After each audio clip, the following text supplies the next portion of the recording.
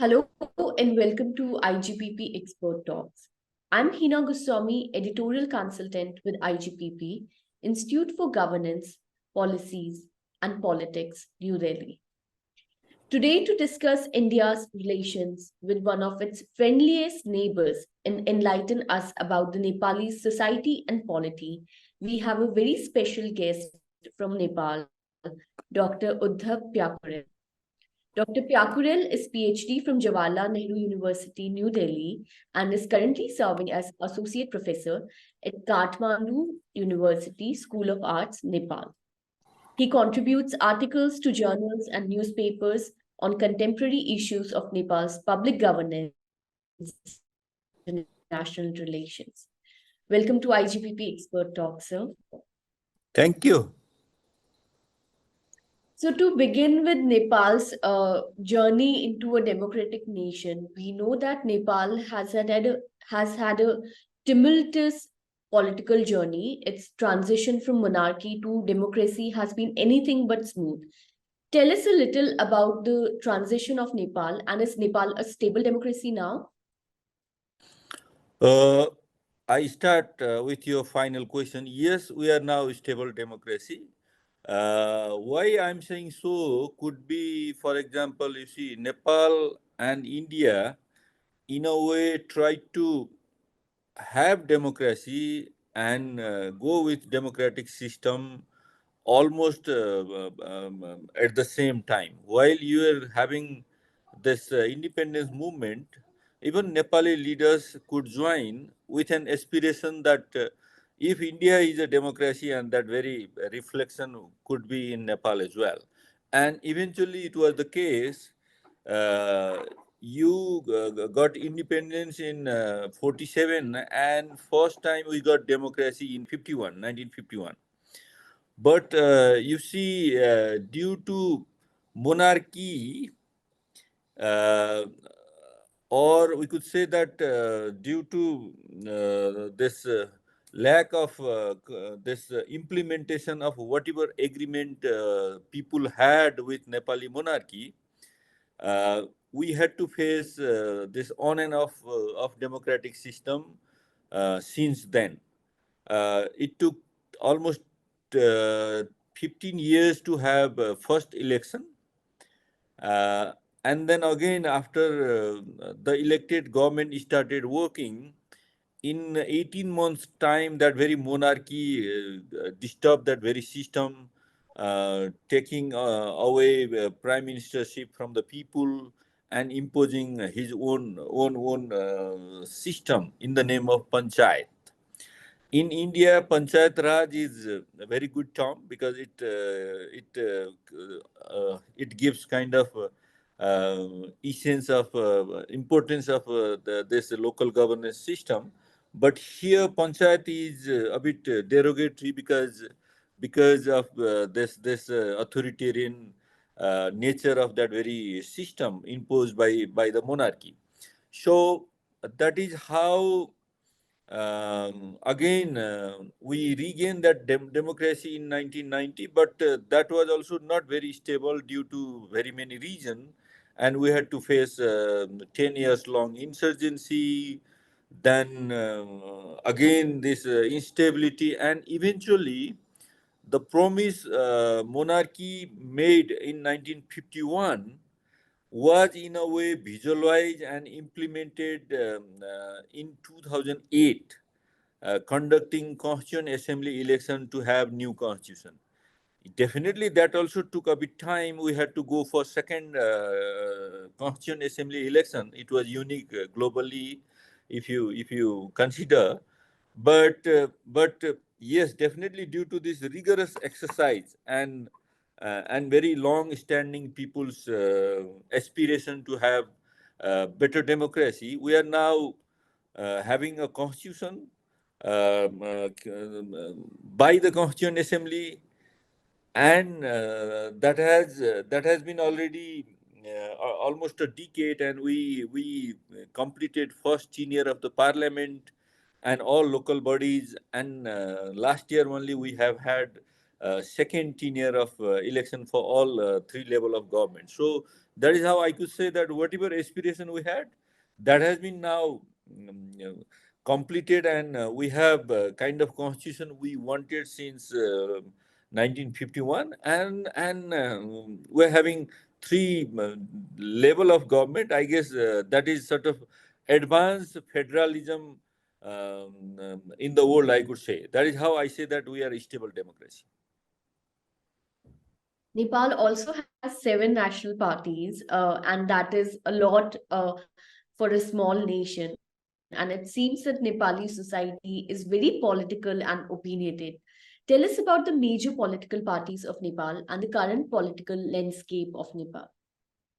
In fact, we have more than seven parties. You might be talking about the strength of these parties in the parliament and etc.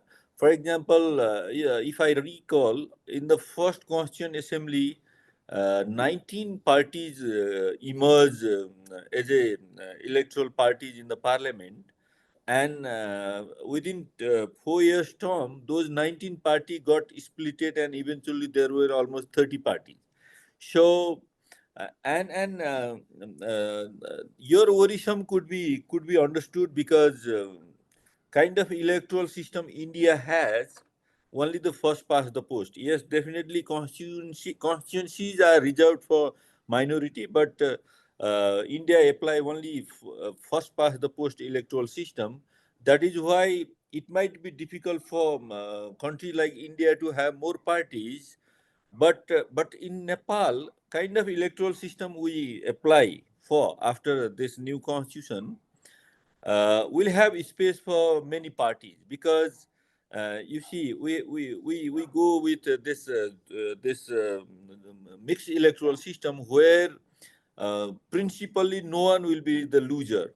Everyone could be having its every party could be having its presence in the parliament if this party get more than 2 or 3% vote total in the total constituency. And since we are federal, some parties might emerge in the federal this provincial assembly as well. That is why you see democracy is for the people, meaning more participation could make democracy vibrant. That is why, yes, might be for others, it is a bit difficult for a country to have more parties, but we could see that we are very much diversified, and to acknowledge this diversity, we need more party, meaning more participation. I don't think that we will have problem. That will be kind of strength for us, I guess.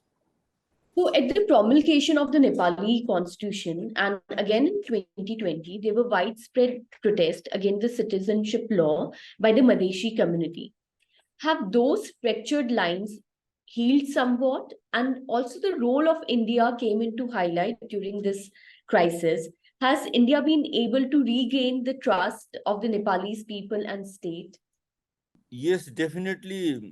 You have reminded me the mistrust and distrust between two communities in Nepal, but also between two neighbors. It was the case during the period while we were promulgating our constitution. Uh, in fact, definitely there was a bit conservative constitutional draft earlier, but that draft was substantively revised while the constitution came into being. But still, there was kind of even this political elites of this Kathmandu could not convey this message and take Madhesh on board initially. That is how a sort of confusion was there whether constitution meaning the draft. But as I said, draft was in a substantive manner revised while this concrete constitution, final constitution came out.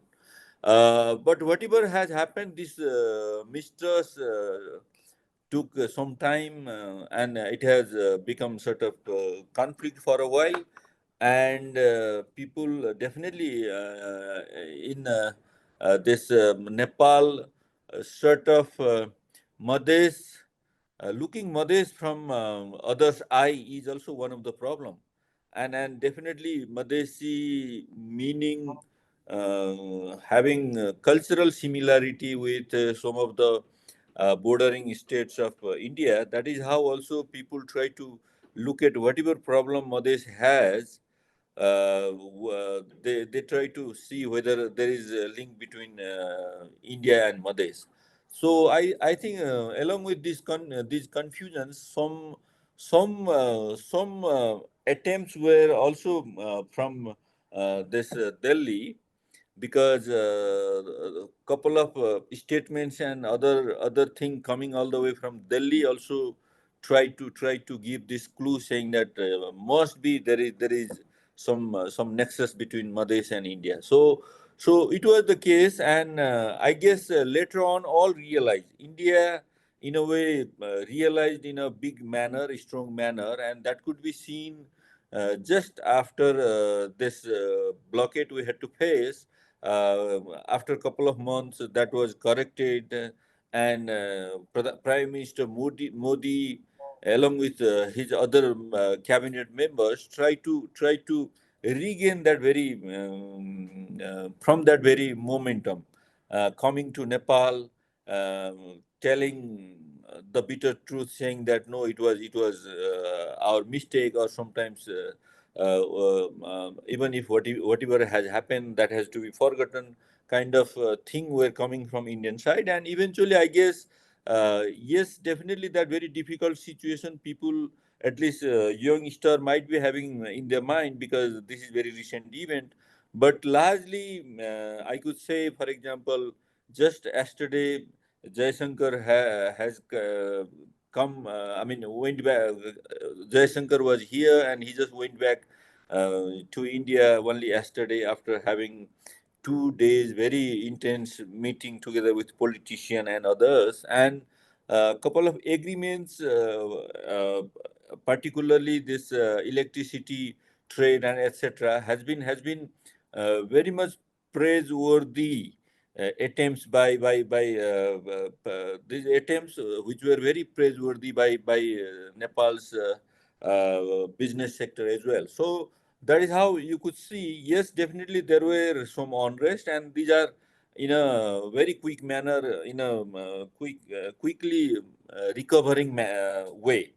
And I guess eventually, and there was no way, in fact, to have this kind of conflict for long. India and Nepal has such a wonderful, such a comprehensive, such a intense relation, and that relation is not only state to state relation. If it's state to state relation, no one could bother, but people to people relation, media to media relation, bureaucracy to bureaucracy relation, cultural relation. So that is how it had to be in a way recovered, and I guess it is in a quick manner in the recovering stage, and I guess this will continue, and eventually people will forget and forgive whatever has happened in the past. Nepal is situated strategically between two South Asian giants, India and China, and both of which are trying to woo Nepal by collaborating on economic projects and infrastructural projects. How do you view the balancing act by Nepalese government, and where do you think Nepal's priority should lie? No, I guess yes, that is the situation, and whatever other things we might change, but this geography cannot be changed. That is kind of static fact. We have to deal with, and Nepal, in a way, real has very strong realization on whatever reality we have, this geographical, and we act accordingly. Sometimes, yes, we become a bit emotional as others also. For example, as I said, sometimes this even if it is two country relation, neighborhood relation. Eventually, people have to deal with, a person has to deal with, and personal emotion, ego, everything might be in place while dealing. But after a while, again, if that person is instrumental to impose something based on his or her ego or emotion, and others will come up to criticize or to tell them to correct this position. So I guess these realities are there in both part, Nepal and India, and that is how I could see sometimes. For a while there will be on and off, but eventually that on and off will be settled down in a very cooler manner, and that is how relation is continued. Definitely, we have very special relation, and that very special relation is due to geographical limitation as well. For example, even if we talk much about equidistance, equal treatment from both the neighbor, we fortunately have two big giants as a neighbor, but due to geographical limitations, we might not be able to harness whatever potential India has. So I guess that reality has been acknowledged by Nepali state, Nepali society, I guess. Has there been a resurgence in Nepal India ties under the leadership of Indian Prime Minister Shri Narendra Modi and Nepali Prime Minister Shri Pushpa Kamal Daha? Yes, in a way, you could say that, as I said, Pushpa Kamal Dahal is here as a prime minister third time, and Modi ji is there as a prime minister second term. And Modi's term is continuous, but Pushpa Kamal Dahal's tenure is, in a way, once he was there in power in 2008, and then he had to go away after a while, and then again he came for power for less than a year, and then this is his third inning. So definitely, if you try to see Pushpa Kamal Dahal's relation with India, uh, it goes beyond Narendra Modi as well, because while Pushpa Kamal was first prime minister, Narendra Modi was not there. He was only chief minister. So, in a way, you could see Pushpa Kamal Dahal India relation in a very positively developed situation. Earlier, even Pushpa Kamal Dahal might have some ego, some personal priority like this, but eventually he also tried to realize, as we mentioned just before, um, our limitation. Yes, definitely we can have all good friends, but kind of relation we have to maintain together with India might not be replaced by any others as of now, because of geography, because of our infrastructure, because of our emotions, because of our culture. That is why this very relation is, in a way, being maintained in very good faith, and that could be seen in his letter, this tenure from Pushpa Kamal Dahal as well. And as I said, for Modi, yes, while he came to power in 2014, he shifted his whole. He shifted whole this foreign policy of India, and try to give priority to, at least in the neighborhood, instead of Bangladesh and others. Modi's priority was to Bhutan and Nepal. It was not. It was candidly. It could be candidly seen. But in between, I don't know. We have had some problem, and that very problem also could not remain longer. In between, both India and Nepal realized that we might not be able to sustain with this very problematic relation. So that is how this patch up started coming, and as I said, this is in a way in a good recovery phase. So I guess that is how I could say that even Prachanda, this Modi relation is in a way being warmer and warmer, I could say. An exciting development that happened in Nepal recently was that Nepal became the first nation to register same sex marriages in South Asia. Please tell us a little about it. What have been the steps leading to this development? And do you think that it highlights Nepal as a flag bearer of inclusivity and equal rights for rest of the South Asia? Definitely, definitely. We, in a way, I could say, we were, as I said, we tried, our democracy struggle were almost in a simultaneous manner. While you were trying to have independence, we also tried to have democracy.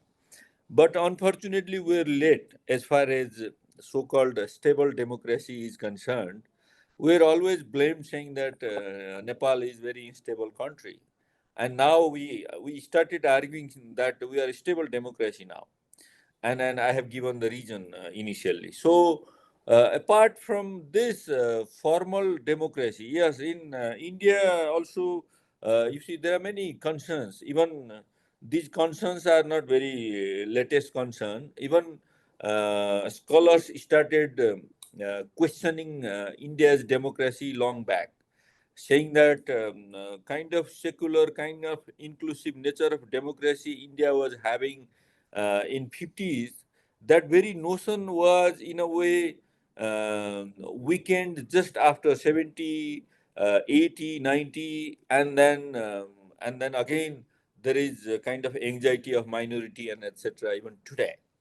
But if you come to Nepal, yes, we are late to introduce democracy, but our democracy in many aspects is very rich, very down to earth, very towards marginalized community. And you have given that example as well. And as I said earlier, our electoral system also help you to understand.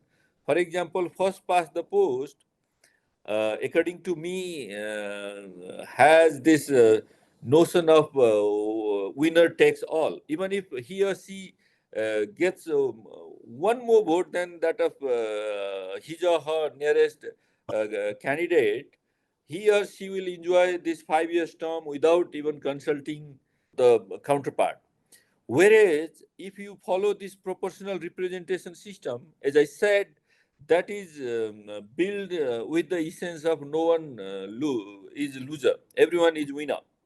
So this very component is with us, meaning very many very marginalized community members are now in the parliament, and they are helping to formulate very many pro marginalized policy acts, constitutional amendments, etc.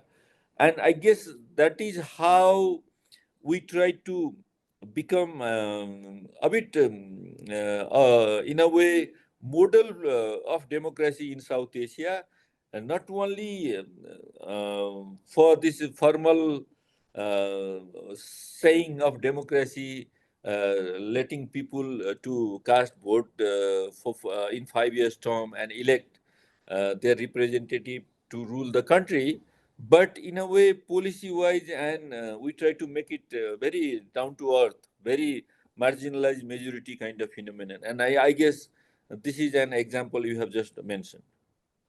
Yes, sir. Thank you so much for joining us today and giving us your valuable time.